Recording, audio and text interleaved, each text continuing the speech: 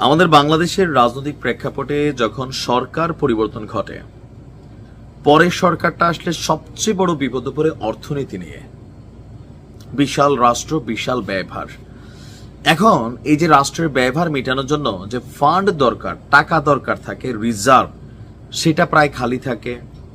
লুটপাট, দুর্নীতি, নানান কাণ্ডে এখানে বড় ধরনের পরিবর্তন ঘটে।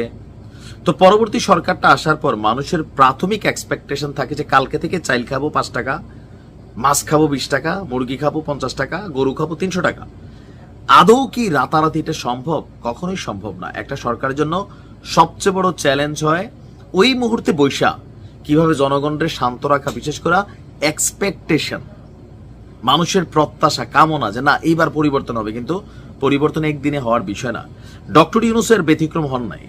তিনি ক্ষমতায় বসার পর বিভিন্ন দাবি দাওয়া, আন্দোলন তিনি ফেস করেছেন। তো এগুলোর মাঝে মাঝে দিন শেষে বাংলাদেশের অর্থনীতি চালু রাখার জন্য যেটা দুইটা, একটা হচ্ছে আভ্যন্তরীণ সোর্স, একটা হচ্ছে বহির সোর্স। এক্সপোর্ট ইম্পোর্ট অনেকটা ধস নামে গেছে। কেন? বিশ্ব ব্যবস্থাতে পরিবর্তন, তারপরে আমেরিকার যে খরচ, তার উপরে হচ্ছে ধরেন ব্যবসায়ীরা, বড় বড় কোম্পানি, গ্রুপ অফ কোম্পানিজের ব্যবসায়ী যারা ছিলেন, অনেকে বিপদে পড়ে গেছেন, অনেকে ব্যাংকের লোন আটক খেয়ে গেছেন, অনেকে গ্রেপ্তার হয়েছেন। চারদিক থেকে এখানে বিনিয়োগ কমে গেছে। আবার যারা মোটামুটি ব্যবসা বাণিজ্য একটা মাঝারি লেভেলের ছিল, এরা দেশ ছেড়ে পালাই গেছে। সো এই প্রতিষ্ঠানগুলো বন্ধ হয়ে গেছে, রাজস্ব আসতেছে না, বিদেশি বিনিয়োগ এটা একদম জিরোতে নেমে যাচ্ছে।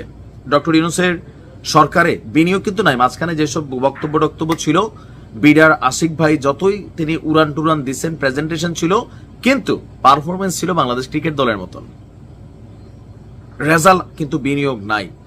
এর মাঝখানে এই যে হতাশ, চারদিক থেকে টাকা টোকা, এই আন্দোলন, ভাই তিনি যখন হতাশ, পদত্যাগের চিন্তা করছেন, এমন সময় ত্রাহি অবস্থায় মানে এই মুহূর্তে চীন যে ঘোষণা দিচ্ছেন, এটা ডক্টর ইউনূসের জন্য টার্নিং পয়েন্ট হইতে পারে, অর্থনীতির টার্নিং পয়েন্ট হইতে পারে, বিনিয়োগের। আর যখন বিনিয়োগ, অর্থনীতি, বেকারত্ব কমে যায়, তখন মানুষের মধ্যে স্বস্তি ফিরে আসে, কামাই রুজি।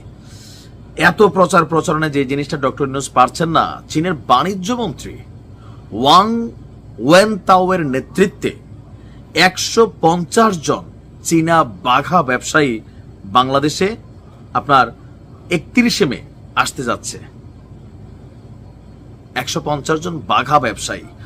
এই সফরের মধ্য দিয়ে বাংলাদেশে চীনা বিনিয়োগ অনেকটাই বৃদ্ধি পাবে। পররাষ্ট্র মন্ত্রণালয় বলছে, চীনা বাণিজ্য মন্ত্রী ওয়াং এর নেতৃত্বে 150 জনের এই দলটি 31 মে থেকে 2 জন ঢাকা সফর করবেন। আর প্রতিনিধি দল ঢাকা সফরকালে বিডার আশিক ভাই সেখানে একটা সেমিনারের আয়োজন করবেন, যেখানে তারা সবাই যোগ দিবেন। এছাড়া জয়েন্ট ইকোনমিক কমিটির বৈঠকেও যোগ দিবে প্রতিনিধি দল। একই সঙ্গে বাংলাদেশে বেশ কয়েকটি ইকোনমিক জোনও তারা পরিদর্শন করবে। চীন প্রতিনিধি দলের সদস্যরা ঢাকা সফরকালে ডক্টর ইউনূসের সাথে, বাণিজ্য উপদেষ্টা শেখ বশিরউদ্দিনের সাথে, পররাষ্ট্র উপদেষ্টা তৌহিদ হোসেনের সাথেও বৈঠক করবেন। তো এই দলটি দুই দেশের মধ্যে বাণিজ্য এবং বিনিয়োগের বিষয়টি প্রাধান্য দিতে বাংলাদেশে আসতে যাচ্ছে। আর এর মধ্যে ডক্টর ইউনূসের সরকারের উপর যেই মোটামুটি বিনিয়োগ নিয়ে একটা কালিমা পড়ে গেছে, যে বিদেশি বিনিয়োগ হারাচ্ছে, শেয়ার বাজারে ধস নামছে, 1000 কোটি টাকা লুপাট হচ্ছে।